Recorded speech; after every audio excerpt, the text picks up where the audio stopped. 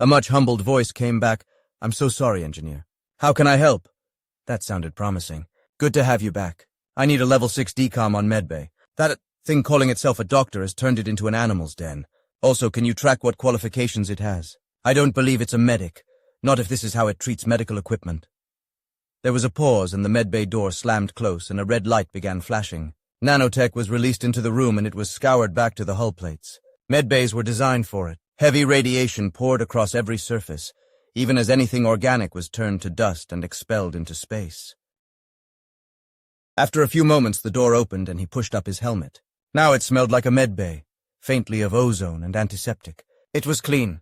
Whatever the doctor had kept here or left to die under rotten blankets was gone. Then he slammed down his helmet again and looked at it as an engineer. His HUD mapped out the small gaps where vital equipment was supposed to be. It found nearly all the chips missing on the few machines that were still in one piece. The room had been gutted and not by the good doctor. This had been dismantled by one of his own. This was the work of an engineer. Fuck! He hit the comms. "Seafarer, I need you to track all the missing parts on the list I'm sending you. I hope to fuck they are stashed somewhere and not just dumped into space." There was a slight hesitation, and then the Seafarer answered, "Engineer, I must remind you that I'm not supposed to be here. If I begin scanning the entire ship, there is no way even a captain as relaxed as ours is going to fail to notice." McGivney stopped. This was not the time to shout and hit things. "All right, follow up on my query about the medic and leave the captain to me. Do what you can in engineering, maybe we get lucky and he took the parts home." He walked back into the medbay and looked around, searching for anything that might tell him what the hell had been going on. The only piece of equipment that seemed to be working was the pill dispenser, a piece of kit you could find in any home or office. It pumped out the basics like hangover cures or headache pills, multi-species antibiotics, band-aids, simple cures for simple problems. It seemed to be on a different circuit from the rest of the room. A closer look, one that involved him prying off the cover, revealed that the thing had been upgraded. He punched his suit into its tiny database and grabbed the list of drugs it had dispensed. One just repeated over and over, others seemed to be weekly or monthly. He didn't recognize any of them, which told him two things.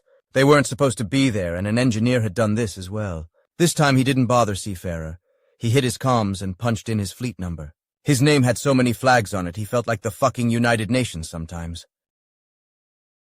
In less than 7 seconds, a familiar mustache appeared. "Dave, you're early. How can I help?" "Hello, sir, we have a couple of problems. I feel you might want to help." The mustache seemed to sniff.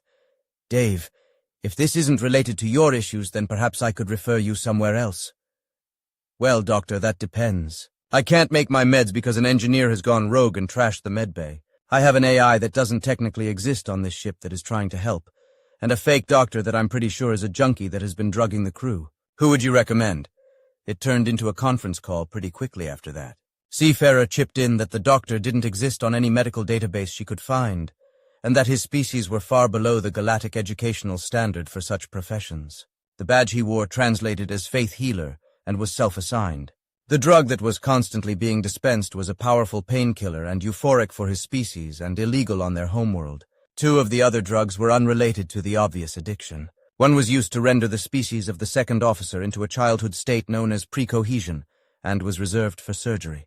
The other was a narcotic that sent the captain's species into a trance. It was a traditional medicine, vastly improved by modern technology.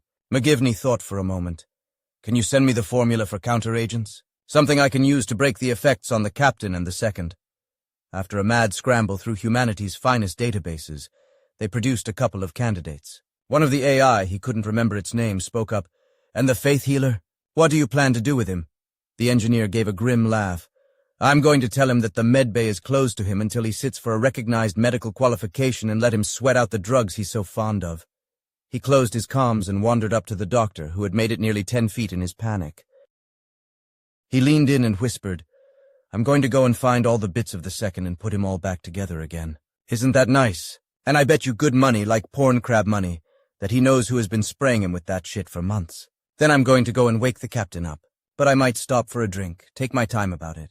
If I were you, I would learn to run." He stopped and stepped back, then he slowly shook his head. "Evolution has not been your friend. Best of luck, doctor of all ills." It took him nearly an hour to herd all the various bits of the second into the canteen and keep them busy with sweets, while Seafarer produced the antigens he needed. For the first time, her avatar arrived outside of engineering as she brought a spray bottle to him. She seemed enchanted by the mundane corridors and rooms she passed. He gently took the bottle from her hand as she stared out the window at the passing dark. "Thank you."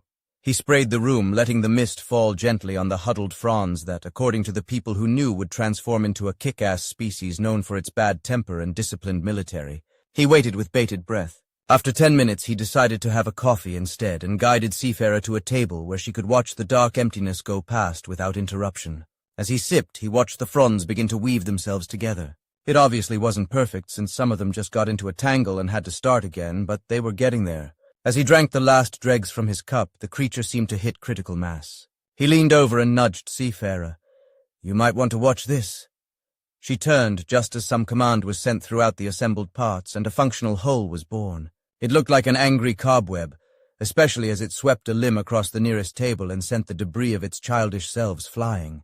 The weaving got tighter as it stood to its full height and growled, Where is that creature?" McGivney stood up, trusting his suit to defend him if it all went wrong. "Hello, Second. I'm your engineer. Nice to finally meet you in one piece. If you're looking for the slug, he's currently running away from the medbay." The cobweb focused on him, fronds weaving so tight that they reflected light. "Yes, I know who you are. You are slow. I had hope when you arrived that famous skill and logic. Instead, you played with toys. Humans are a disappointment." McGivney leaned on the table. "Don't complain to me, Second. I didn't let a junkie ruin the ship nor hire an engineer with a fucking problem. That would be you.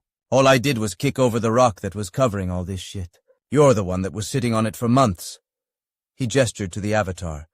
"You better come with me to the captain's cabin. I need a witness for this, since technically I'm about to assault a senior officer while on duty. This might not be fleet, but I'd actually like to get work again at some point." He turned to the Second and asked, "So are you coming with me or going to murder the slug?" The dark Xeno hesitated. "I will accompany you." "What is your plan?" McGivney raised another med spray. "Same thing I did to you. This is a counteragent to the drugs that the lunatic has been feeding the captain. The XCC says the patient may suffer serious depression and anger from the come-down. Hence my concern about assault charges." The cobweb seemed to flutter aimlessly before it spoke. "I am the second officer. I will administer the antidote." McGivney shook his head. "Sorry, Second, much as I'd love to pass the buck on this one, you are on medical suspension until you get a full checkup. And I can't do that anytime soon since the medbay is in shit. If it makes you feel better, I'll swear you were still under the influence of the drugs he gave you if you accidentally kick 7 shades of shit out of the medic." The Second seemed suddenly happier. "That would be most useful. Thank you, engineer. I will accompany you and restrain the captain if necessary. Then I may go for a walk. The medbay is damaged, you say? I do hope no one suffers a grievous injury very, very soon." McGivney gave him an evil grin. "Duly noted, sir. I imagine we all hope nothing like that will happen." The three of them approached the captain's cabin with a sense of regret. No one likes fucking up a captain's career, and this one was now dead in space. There was no way back. Not after allowing all this shit to happen under his watch. It was going to be a rough day for him in every sense, and then he was going to lose his ship. The avatar hesitated and then reached out to the engineer. "Are you sure I'm needed? I may upset him more when he realizes that I'm AI." Dave shook his head. "Sorry, Seafarer, but you are the only reliable witness on the ship. No one will dispute your testimony. No one can allege you were under the influence of drugs. Just stand back and watch, I'll do the rest." They reached the door and the Second pressed the access button. "Nothing." McGivney raised an eyebrow at the avatar and she looked blankly at him for a moment. "Oh, right, I guess I don't need to hide in engineering anymore." She looked at the door and it slid open. She activated her sensors. "He's asleep or stoned. I can't tell from here. This might be easier than we thought." The room was as gloomy as ever, small lights flickering, the only thing breaking up the shadows and making them dance. The engineer stopped for a moment and thought. Then he turned to the Second. "Just how nocturnal is the captain? I mean, does he have to live in the dark like this?" The Second seemed to consider it. "I have never seen it like this. He used to keep the room at 60% of galactic normal when he was working. It was only this dark when he was off duty and alone. I often joined him here for an informal chat and he never seemed bothered by the light." McGivney looked around at the room, remembering the state of the medbay. "Seafarer, please put the lighting up to that level and let us see how bad things really are." The sudden increase in light was merciless in what it revealed. The captain was crashed out in his chair, his cowl a filthy mess. The room was littered with debris. Old food, soiled cloth, Stains and spilt drinks covered the desk as forgotten paperwork formed piles in odd corners. The second cursed in some unknown tongue that made the Avatar's eyes widen. I have never seen the captain live like this. Where are the cleaners? McGivney was confused. You have cleaners. I've never seen them. The second snapped. I don't. He pays a little extra to the cargo crew to look after the cabin, just as an excuse to chat and make sure they are doing okay. I use decom like a normal person. The engineer shrugged. Well, I've been here a month and I've never met them. Anyway, let's do what needs to be done and find out the rest later. Ready? The two of them approached the unmoving captain and McGivney looked at the second. I need you to hold his arm for me. This is going to feel really cold to him, so don't be surprised if he flinches. The XCC says it might take an hour or more to work, so they included a sedative, but we need to keep him secure until it kicks in. Okay? The scaly arm of the captain looked filthy, and the two men looked at each other.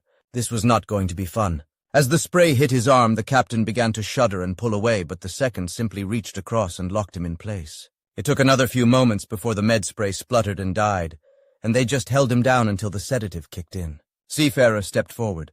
His sleeping quarters are over there. Let me check them out before I call up a decom in here. She walked to a door that obligingly opened up for her and stepped in for a moment. She turned to the others. You don't need to see this. Give me a moment. The door slid closed and audibly locked. She spoke for the benefit of the men. Decontamination level 3. In the room, the bed was stripped and sterilized. The waste that had piled up around it was removed, and the nanobots cleaned all the fabrics and surfaces. The air itself was displaced and filtered. Then the room was set back into pristine order, and the bots retreated. The door slid open. You can bring him in here. I'll strip him down and see to his hygiene. The second looked like he was about to object until she raised a hand. Despite appearances, I am in fact a 300,000 kiloton machine. Organics don't bother me, and I need to take a medical record, something neither of you can do. I will alert you when he wakes up. Please close the door when you leave, and I will finish the decom. The engineer grinned. His little girl was growing up. He lifted the captain easily and brought him to the bed and laid him down softly. He nodded to the seafarer. Thank you. I'll be in the medbay. I need to see what needs to be done. The second was gone by the time he stepped out of the bedroom, probably gone on that little walk. He decided to decom his suit before he went to the medbay, just in case he saw something he didn't want to. There was no sign of the second or the slug when he reached the medbay, this time carrying a full diagnostic rig. He began with the bed itself and struggled to restore its basic functions. After a couple of sweaty hours, he was tired of cursing out the engineer that had stolen the parts, and had been forced to admit to himself that the fucker had done an excellent job of raiding the tech from every damn machine. The only question he really had left was why the bastard wanted it. No point in selling it. The XCC would throw it at any species that wanted it for the PR, if not some nobler purpose. In any case, he was fucked. There was no way he was going to get his meds ready in time. That was going to be a fun conversation. His comms beeped with a message that the captain was awake and he was needed back at the cabin, so he packed up his tools and sealed the door. That slug was probably never coming back, but he didn't want any more drama today.